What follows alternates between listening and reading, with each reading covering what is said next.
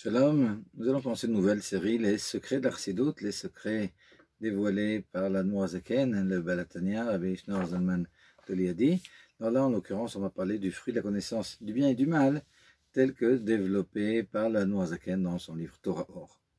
Dans l'histoire, dans Bereshit, on la connaît, Akadosh Baruch Hu prescrit à l'homme de ne pas manger du fruit de la connaissance du bien et du mal, et lui dit que bon, s'il le mange, il mourra le jour même. Le serpent, lorsqu'il va voir Chava, il lui dit quelque chose d'intéressant qui n'a pas été dit par Akadosh Baruch Hu, par Dieu précédemment.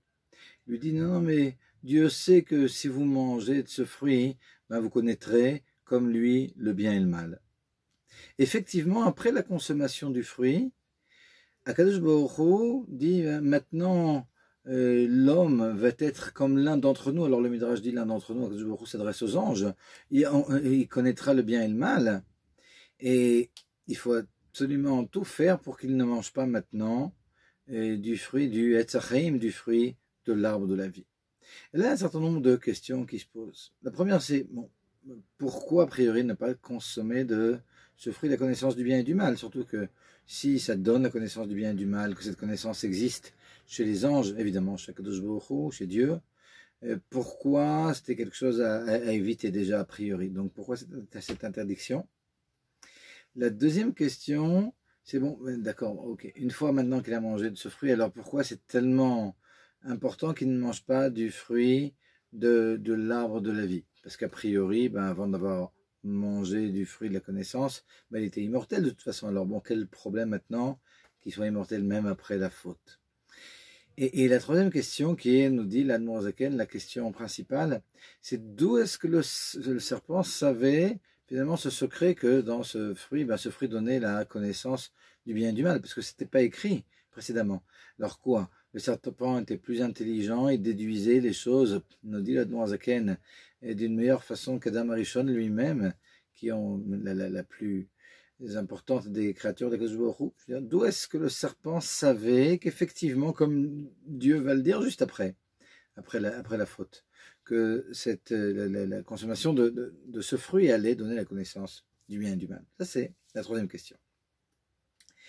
Pour comprendre, il faut d'abord comprendre ce que c'est que la connaissance du bien et du mal chez les anges. Alors, chez les anges, nous explique l'Admour Hazaken, cette connaissance existe, certes, mais c'est une connaissance qui est théorique. Vous savez, il y a une histoire comme ça de Rabbi Levi Yitzhak de Berditchov, qui dit à Kadosh Baruch Hu, Dieu, mais regarde les pauvres, tes fils, si plutôt que de leur mettre le mal sous le nez, et puis le bien et la récompense du Gan Eden de façon théorique dans les livres, tu leur montrais les récompenses du Gan Eden sous les yeux, et puis que le mal était dans les livres, je t'assure qu'ils n'auraient fait aucune faute. Et quelque part, alors là, c'est pas ce que nous dit l'Admour Hazaken, il ne raconte pas ici cette histoire, mais finalement, c'est une idée semblable. C'est-à-dire que ce qu'il nous dit, c'est que les anges, ce qu'ils ont, c'est vrai, ils connaissent le bien, ils connaissent le mal, mais ce mal est complètement théorique, un peu comme dans l'histoire de Rabbi Levi Yitzhak de Berditchov, un peu comme on aurait aimé. Le mal chez les anges, il est dans les livres, on peut dire. Et dans les livres, ils connaissent le bien, mais le mal, ils le connaissent de façon extrêmement théorique. Alors que chez l'homme, la connaissance, après qu'il ait mangé du fruit de l'arbre de la connaissance, alors ce qui est important dans le fruit de l'arbre de la connaissance, dans cet arbre, c'est que dans cet arbre, il y a un mélange de bien et de mal. Alors chez les anges, les deux existent, mais ne sont pas mélangés. Mais ici, ce qu'il y a de spécial dans cet arbre, c'est qu'il y a un mélange.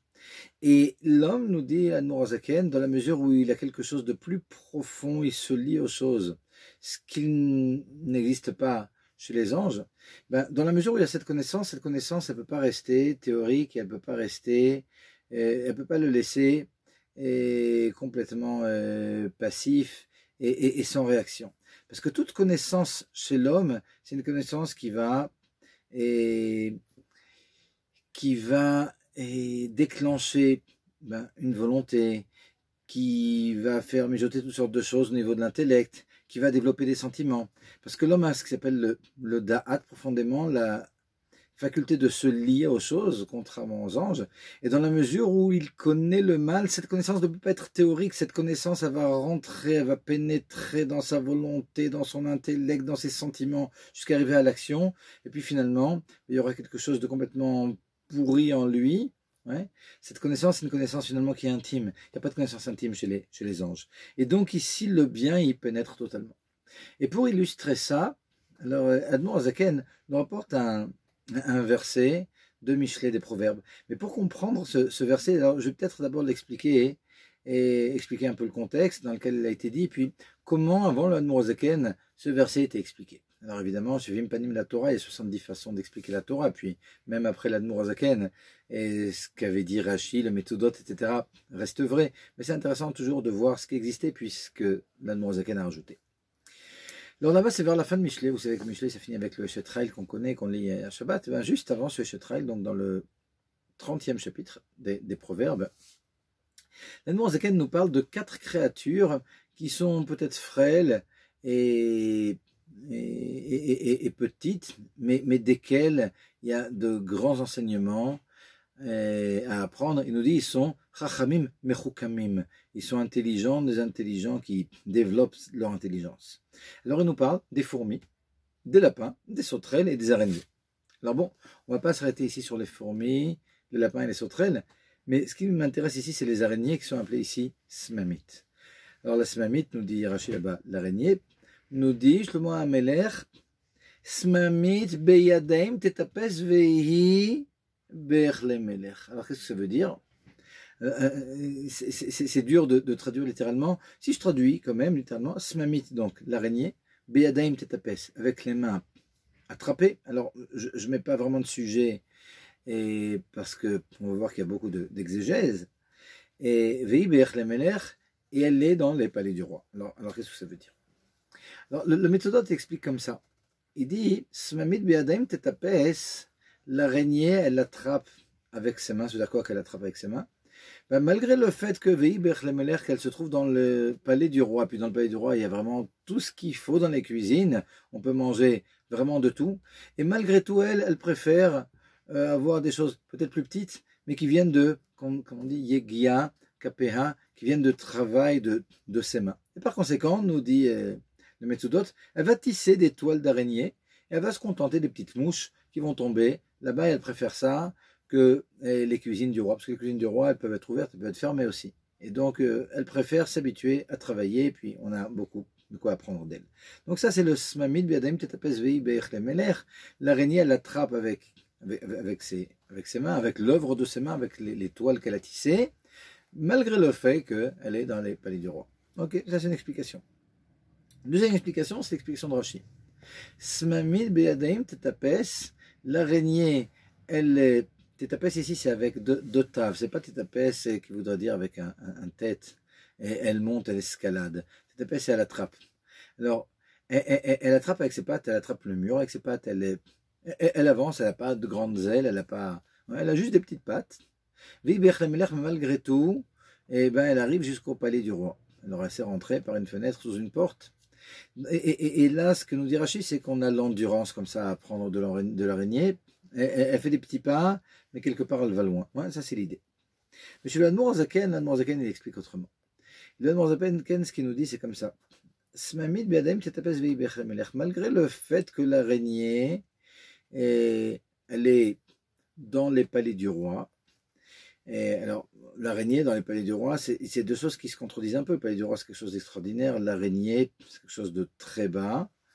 Et là-bas, dans les palais du roi, ben, on pourrait, Adam Tetapes, on pourrait l'attraper avec la main puis la jeter, je veux dire. Ouais. Et malgré tout, ben, elle est attrapable facilement, mais malgré tout, elle reste là-bas parce qu'elle n'intéresse personne. L'idée d'Admor Azaken, c'est que finalement, cette araignée, elle est tellement pas intéressante que même quand elle est dans les palais du roi, ben, personne ne va l'enlever de là-bas. Et nous dit l'Admor Azaken, ben c'est exactement ce qui se passe lorsqu'on parle de la connaissance du bien et du mal dans les mondes supérieurs. Dans le monde supérieur, le mal, il est tellement théorique que bon, il peut être là-bas, il ne dérange pas quelque part. Ouais, ça c'est et le mal tel qu'il est dans les mondes supérieurs, alors que ici-bas on sait les effets du mal, et puis on n'est pas indifférent du tout à ce mal. Et à partir du moment donc où Adam Arishon a mangé de ce fruit, et bien là maintenant il rentre dans une guerre, ça n'a rien à voir avec ce qui se passe en haut, et là c'est extrêmement dur de se séparer du mal, et puis on le sait tous, dans nos vies qui sont pleines de guerres internes, de tiraillements, etc. Donc ça c'est, quand on se demandait pourquoi est-ce que, la première question qu'on s'était posée, pourquoi est-ce qu'Akadosh Baruch Hu ne voulait pas que Adam mange du fruit de la connaissance du bien et du mal, puisque en haut on connaît le bien et le mal. C'est vrai qu'en haut on connaît le bien et le mal, mais on le connaît d'une autre façon. On connaît d'une autre façon, une façon qui finalement nous laisse indifférents, mais ici chez l'homme c'est quelque chose qui va le tirailler, donc c'était complètement excluant. Maintenant, qu'est-ce que c'est que l'arbre de la vie? Cet arbre, qu'Akadosh Baruch Hu ne veut absolument pas qu'il soit consommé par l'homme après qu'il l'a fauté. Alors qu'est-ce qui se passe? Alors là, on est obligé d'ouvrir un petit développement sur la théorie des vases brisés qui est introduite par le Harizal. Alors le Harizal nous explique, même en deux mots, qu'avant d'avoir créé les mondes tels qu'on les connaît jusqu'au monde matériel, alors on sait que ce qui s'appelle le monde de la Hatzilut, une série de sphères à partir desquelles Akadosh Baruch Hu va avoir une communication avec le monde. Akadosh Baruch Hu, il est complètement au-dessus de tous les qualificatifs. Mais malgré tout, pour qu'il puisse avoir un rapport avec le monde, donc il a fait émaner de lui Chesed, Gvura, Tiferet, Netzach, Hod, Yesod, Malchut, donc des mondes spirituels dans lesquels il va s'habiller pour pouvoir communiquer avec le monde. Mais avec le monde matériel. Mais avant de faire ce monde de la Hatzilut, Akadosh Baruch Hu a fait un monde qui était semblable mais différent. Parce que dans ce monde de la Hatzilut, le Chesed, il contient aussi, Chesed, Gvura, Tiferet, Netzach, Hod, Yesod, Malchut, chacune de ces sphères contient les autres sphères, et donc on n'est pas ici sur des caractères qui sont durs et qui vont faire la guerre l'un à l'autre, dans la mesure où, même si on est d'extrême droite, on peut comprendre aussi les idées de gauche, et même si on est d'extrême gauche, on peut comprendre les idées de droite, et puis finalement on est tellement complexe qu'on arrive à s'auto-freiner, et tout ça c'est parce que quelque part on est en rapport avec ce monde de la Hatzilut. Mais dans ce monde du Tau, qu'Akadosh Baruch Hu avait créé avant de créer le monde de la Hatzilut, chaque sphère était complètement indépendante, et le monde ne pouvait pas, avec autant d'idées tellement différentes qu'il y aurait eu si le monde matériel découlait de ce Olamato, Akadosh Baruch Hu finalement a détruit ce Olamato. Alors bon, là aussi c'est un autre sujet, on a ouvert une parenthèse et on pourrait dire bon, Akadosh Baruch Hu a raté quelque chose. Non, absolument pas. Akadosh Baruch Hu, ce qu'il voulait, c'était faire ce monde, le détruire, et puis qu'on a un certain travail à faire avec ces vases brisés dont parle le Harizal. Toujours est-il, ce qui est important ici dans notre passage, c'est que l'Admour Hazaken explique que la mort, le mal, toutes ces choses-là, ça commence pas avec Adam Arishon. C'est important de comprendre que c'est pas qu'on a un monde qui était dans lequel il n'y avait pas de mal, et puis il y a maintenant Adam Arishon qui a fait rentrer le mal dans le monde. Parce que le mal, il existait. Ouais. Le mal existait, alors c'est vrai que le bien et le mal étaient indépendants, c'est vrai que c'était complètement à l'extérieur de l'homme, toutes ces choses-là étaient vraies. Mais c'est important de comprendre qu'au niveau de la théorie, l'Admour Hazaken nous explique que de ces vases brisés, finalement, il va y avoir la naissance de cet arbre de la connaissance du bien et du mal, donc c'est là que le mal intervient, et de cet arbre de la connaissance du bien et du mal, on va voir qu'on a le serpent qui va apparaître. Donc déjà, avant même qu'il y ait la faute, il y avait cette idée comme ça, théorique, de mal. Mais en ce qui concerne le fruit ou l'arbre de la vie, nous explique Admour Hazaken, c'est quelque chose qui est complètement au-dessus de cette théorie des vases brisés, complètement au-dessus de cette juira, de cette cassure, complètement au-dessus de ce monde du tohu. Et par conséquent, et c'est là qu'est le problème, au niveau de l'arbre de la vie, il est au-dessus de l'idée de faute. Et donc la faute n'arrive pas au niveau de l'arbre de la vie. Et donc l'arbre de la vie, elle est complètement indifférente dans la faute. Elle ne comprend pas ce que c'est la faute. Pour elle, la faute, bon ben, elle n'a pas d'impact. Et par conséquent, il n'y a pas de réparation possible avec l'arbre de la vie. L'arbre de la vie, bon, il a ses qualités, il est là pour toutes sortes de choses, mais en tout cas ici, dans la mesure où l'homme aurait consommé de cet arbre de la vie, ben cet arbre de la vie, il aurait eu quelque chose de très très très néfaste. Il aurait pu cohabiter avec la faute qui était maintenant déjà dans l'homme. Il aurait rendu cette faute éternelle, puisque l'arbre de la vie, c'est ce qui donne la vie, c'est ce qui rend tout éternel. Et donc l'homme avec la faute serait resté éternel, mais il n'aurait en aucun cas essayé de faire une réparation, parce qu'il aurait été indifférent devant cette faute.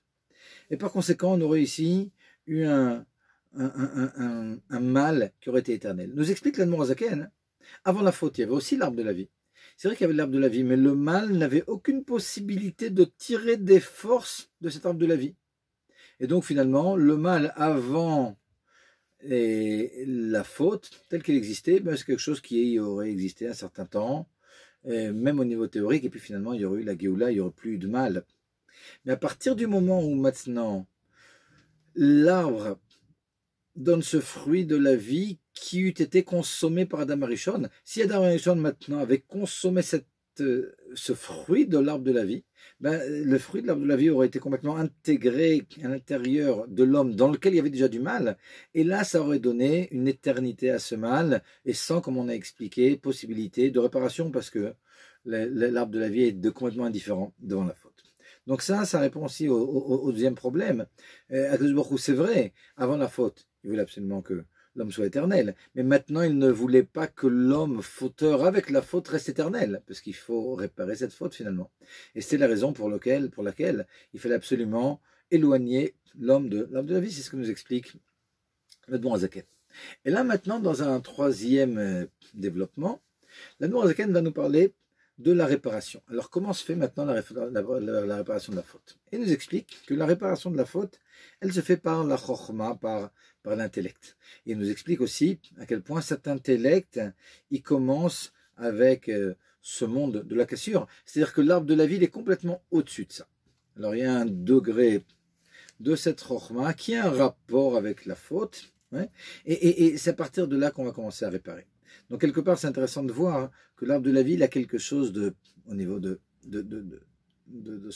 ses racines, qui est au-dessus de la Torah. Et ici, la Torah qui a un rapport avec cette chokhma, ben c'est cette Torah qui va être réparatrice. Quand on dit que la Torah va réparer la faute, et au niveau des mitzvot qui sont contenus dans la Torah, et au niveau de l'étude. Et finalement, ben, c'est toute notre vie. Je veux dire, c'est 6000 ans. Et ces 6000 ans, ben, ils ont été 6000 ans dans lesquels il y a toutes sortes de mitzvot qui ont été donnés d'abord à l'homme en général, et puis à Noach, puis après au peuple d'Israël, les 113 mitzvot, et évidemment l'étude de la Torah. Mais tout ça, c'est fait pour nous aider à réparer cette faute. C'est pour là qu'est la Torah, c'est pour ça qu'est la Torah, et pour ça que les mitzvot sont là. Alors évidemment, il y a quelque chose qui est difficile ici. Il y a un prix. Et accomplir les mitzvot, ça demande une confrontation, une guerre avec le Yetzer Hara, le Yetzer Tov, etc.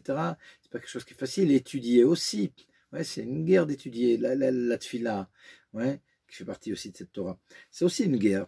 Mais en réalité, pour réparer, nous explique l'Admor HaZaken, on est obligé de payer un certain prix. Et lorsqu'on va réparer, alors c'est intéressant de voir que on paye un prix quelque part, ça coûte, mais on en finit avec le mal. Et il nous donne toutes sortes d'exemples. Il nous dit par exemple quand on essaye de guérir quelqu'un avec des sangsues. Ouais. Ben, c'est intéressant parce que bon, ben, évidemment, et ça fait mal. Ça fait mal. D'un autre côté, on guérit. Mais c'est intéressant parce que les sangsues, à partir du moment où elles ont fait cette guérison, elles meurent elles aussi. Donc quelque part, dans cette idée de réparation, il y a l'idée d'une douleur, il y a un prix à payer, mais d'un côté, il y a la guérison, de l'autre côté, on en finit avec le mal complètement. Il nous parle aussi du Seir HaMishtaleach, le bouc émissaire qu'on envoyait à Kippour. Alors ce bouc émissaire, il va pardonner nos fautes, donc il y a ici une réparation, mais d'un autre côté, et bon, ben, il y a un prix à payer, il faut envoyer ce bouc.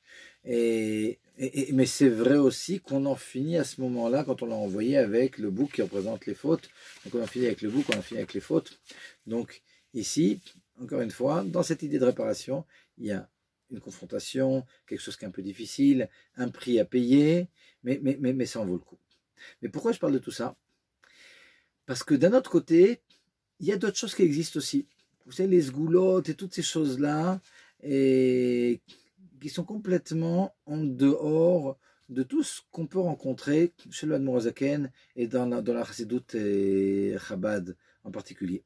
Parce que ces sgoulottes, hein, les sgoulottes, toutes sortes de trucs, oui, alors si on fait comme ci, comme ça, ben, on va réparer telle et telle autre chose. Lorsque des gens passaient chez le rabbi pour demander une bracha par rapport à une maladie chez l'Oneda ou quoi que ce soit, ben, le rabbi ne donnait pas de sgoulottes. Le rabbi, il demandait de faire vérifier les mezot, les tfilines, de rajouter tel mitzvah, de faire chita, de donner de la tzedaka. Je veux dire, les réparations ici, c'est pas un pansement qu'on met sur une plaie ouverte. C'est pas un sparadrap, ouais, et qu'on va mettre comme ça pour étouffer quelque chose. Vous savez, il y a un passage du Zohar qui nous parle de Rabbi Acha de Kfar Tarsha. Là, il en parle aussi dans son Mahamar l'Admor HaZaken. Et on nous raconte qu'il y avait un endroit qui s'appelait Kfar Tarsha, dans lequel il y avait une épidémie, il y avait un problème, il y avait un négef. Et puis Rabbi Acha est allé, et puis il a brûlé de la ktorette, des encens, et puis l'épidémie s'est arrêtée. Mais on lui a dit, mais tu n'as absolument rien fait, parce que tu n'as pas réparé le problème dans son fond. Il fallait s'asseoir avec les gens, voir quel était le problème, quelle était la faute qui avait été faite, la réparer, et puis en mettant maintenant, comme on dit, un sparadrap sur une plaie ouverte, bon ben, quelque part, ok, il a fait quelque chose de ponctuel, mais les choses vont revenir. Donc on n'a rien réparé. Pour réparer, il n'y a que Torah et Mitzvot, c'est ça qui est intéressant, c'est ça qui est important. Il y a un rapport avec ce qu'on a dit. Hein, il y a que ça qui peut réparer. C'est aussi un point important ici, dans notre Mahamar. Et c'est comme ça que l'Admor HaZaken explique qu'Akadosh Baruch Hu, ben, il va maintenant expulser Adam Arishon du Gan Eden et il va lui faire travailler la terre. Alors ici, nous, quand on lit le Pshat en général, bon, on prend ça un peu comme si c'était une punition. Mais c'est pas une punition, c'est un tikkun, c'est une réparation. Alors il nous explique que lorsqu'on va travailler la terre, on va maintenant faire pousser du blé, et puis ce blé, il y a toutes sortes de travaux à faire jusqu'à ce qu'il y ait du pain. Et à partir du moment où nous dit le Admor HaZaken, on va manger ce pain, on va faire le Kriyat Shema, et on va dire Echad avec la force du pain qu'on aura mangé, et puis Ve'afta, etc. Ben dans ce cas-là, on aura réparé. Mais on voit qu'il y a un prix. Il y a un prix, il a fallu enlever les ronces, faire pousser le blé, et tout le travail qu'il y a eu derrière ça, mais c'est quelque chose qui est incontournable. Continue Admor HaZaken et puis il nous dit, mais qu'est-ce qui serait passé si Adam n'avait pas fauté? Parce que on a dit, il y avait le mal déjà avant Adam Arishon. Ce mal, il fallait en finir avec ce mal. Et par conséquent, ben, ok, maintenant on a compris quoi faire lorsque le mal est en nous. On a la Torah, on a les mitzvot, on a un travail. Ok. Mais le mal existait de toute façon. Et Adam Arishon, ouais, quel aurait été finalement le programme de l'humanité s'il n'y avait pas eu cette faute? Et là, il nous explique que ben, ça aurait été quelque chose de semblable à ce qu'il y avait à l'époque de Shlomo HaMelech, le roi Salomon, à l'époque du Beth Amikdash, lorsque la beauté de la Torah était tellement resplendissante qu'à distance, on pouvait réparer les choses. Et on voit chez Shlomo HaMelech que les ennemis viennent puis font la paix directement. On voit qu'il y a toutes sortes de conversions comme ça, de grandes neshamot qui sont perdues. Naama Ammonite, la femme, une des femmes de Shlomo HaMelech, qui est la mère de Rechavam, et d'elle va descendre le Mashiach, ben comme ça, elle s'est convertie et elle s'est mariée avec Shlomo HaMelech, la reine de Saba, Malkat Shva. Là aussi, elle vient d'elle-même, elle a entendu parler de cette rochma, de cette intelligence extraordinaire qu'a Shlomo HaMelech, et puis elle lui dit dans le livre de Melachim, mais je vois que ce que j'avais entendu qui me paraissait déjà exagéré, c'était pas la moitié de ta rochma. Donc on voit qu'il se passe toutes sortes de choses extraordinaires sans qu'on ait besoin de partir en galoute. Et c'est la galoute qui venait à nous, et c'est ce qu'il y aura lors de la Géoula aussi, lorsque ben, les peuples vont affluer en Eretz Israël, au Beth Amikdash, etc. Donc finalement, ça aurait été le programme. Et si Adam n'avait pas fauté, quelque chose donc de beaucoup plus noble, avec beaucoup moins de guerre. D'ailleurs, à l'époque de Shlomo HaMelech, il n'y avait pas de guerre. Les guerres étaient à l'époque de David HaMelech. Dans un dernier mouvement, le Admor HaZaken nous parle maintenant du serpent. Comprendre un peu plus ce que c'était que le serpent, ce qu'il recherchait, d'où il savait. Ouais, on avait dit que la plus grande des questions, c'était d'où est-ce que le serpent, savait ce secret que même Adam ne savait pas, quelque chose qui n'avait pas été dit à Adam Arishon, que s'il consommait du fruit, il connaîtrait le bien et le mal, comme on a dit. Ouais. D'où il savait ça. Et nous dit ici, le Noirzaken, on l'a dit comme ça en allusion un peu avant, mais le serpent lui-même, sa source, c'était de cet arbre. Le serpent, donc, c'était quelque chose qui était viscéral. Le serpent, il vient de cet arbre, il a ça en lui, et ce qu'il redoutait, c'était qu'on s'écarte de lui.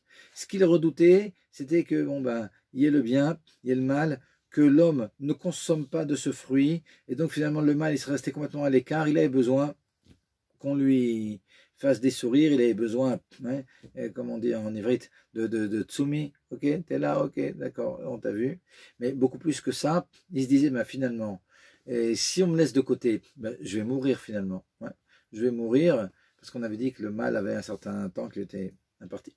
Mais si maintenant l'homme me consomme, il y aura des guerres. C'est vrai que dans ces guerres, il y a des moments où il aura le dessus, des moments où moi j'aurai le dessus. Mais il y aura quand même des moments où moi j'aurai le dessus. Et puis c'est ce qui est recherché. Alors Bezrat Hashem, on n'a plus qu'à souhaiter qu'on arrive déjà très très vite à la Géoula Shlema, au moment où il est dit que il voula Amavet la Netzach, qu'il n'y ait plus de mort, qu'il n'y ait plus de problèmes, que tous nos problèmes soient résolus et qu'on n'ait que le bien et puis qu'on monte comme ça infiniment dans la connaissance de Dieu.